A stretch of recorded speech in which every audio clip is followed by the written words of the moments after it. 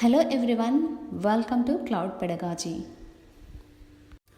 In last lectures, we were all about the setup, making sure you understand AWS, the global infrastructure, as well as setting up an account and providing yourself the right level of permissions. But you may also remember that we discussed about an EC2 instance to host our application. An EC2 instance is simply just a form of compute, meaning it gives our application power in the form of CPU, memory, and networking capacity so that we can process our users' requests. This concept of compute leads us into here where we discuss your compute options on AWS. Of course, you have already seen one of those options, which is EC2, but we will also discuss other common solutions such as container services like Amazon Elastic Container Service or ECS and Amazon Elastic Kubernetes Service or EKS, as well as serverless options like AWS Lambda. You will not only understand each of these services, but you will also be able to compare them to one another.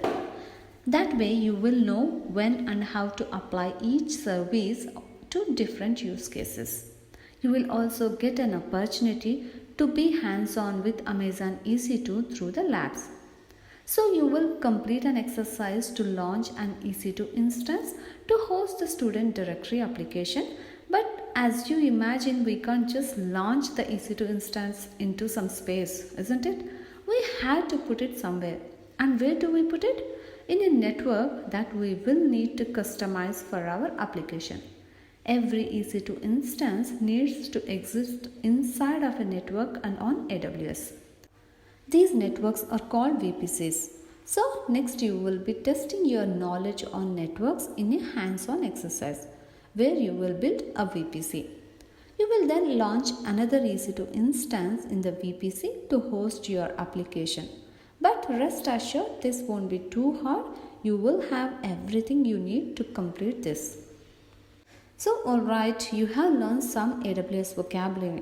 As a refresher, let's take a look at the architecture diagram we will be building out.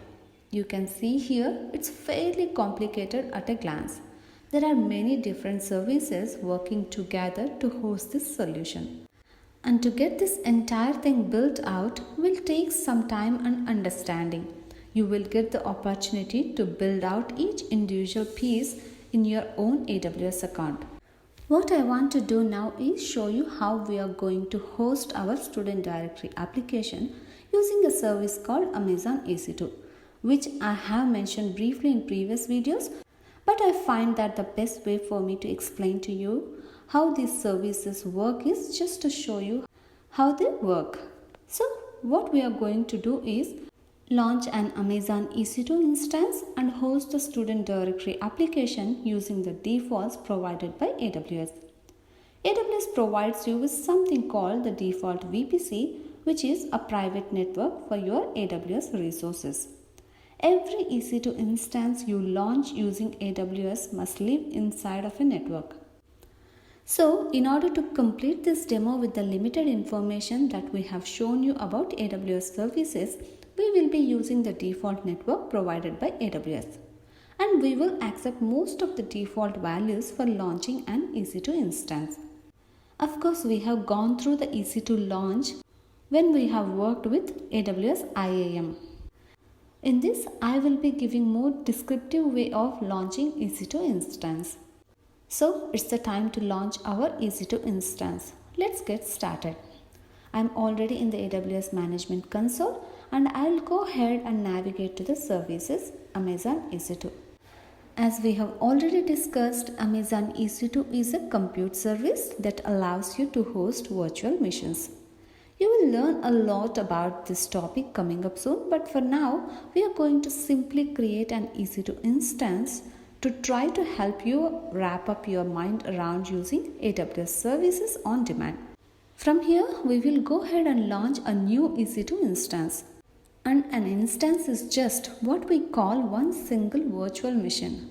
Now we have to select the configuration for this EC2 instance.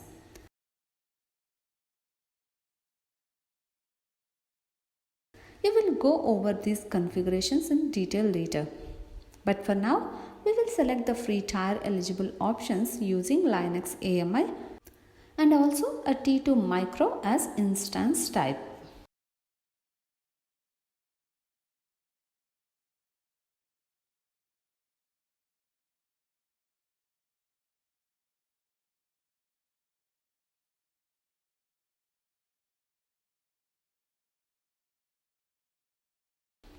Then in the network configuration, we want the instance to be launched into it.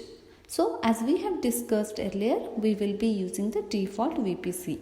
The default VPC has a configuration in place that makes this experimentation process a lot easier when you are first getting started with AWS. Then we will create a new security group, which is an instance level firewall that will allow HTTP and HTTPS traffic to reach the instance. We will cover this in detail in future lessons.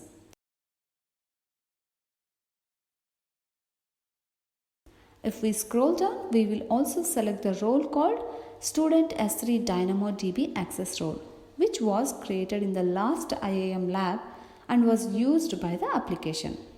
Of course, this won't come into play until later when we have our S3 bucket is created. Then we are going to accept the defaults and scroll down some more. In this box here, we are going to paste in a script. This script is going to run when the instance boots up. The script will download the source code to the app, start the web server and kick off the application code so it's ready to start handling requests.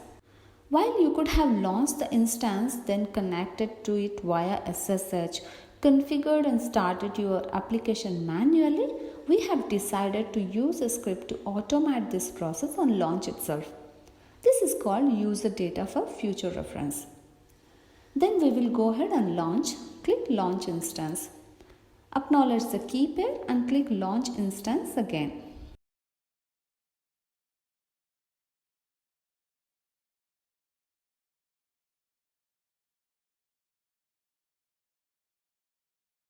Now it can take a few minutes for the instance to boot up.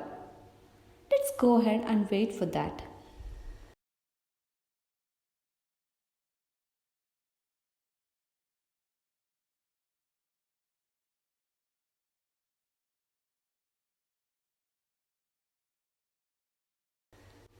And now it's up and running. To access the instance, I first select it. Then I will bring up this tab here and I'll go ahead and copy the public IP address. Alright, now we can paste it into a new tab.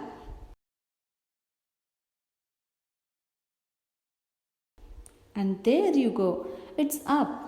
It's exactly what I would expect at this point. Because there is no data being served from a database, I expect to just see the home page with no information in it.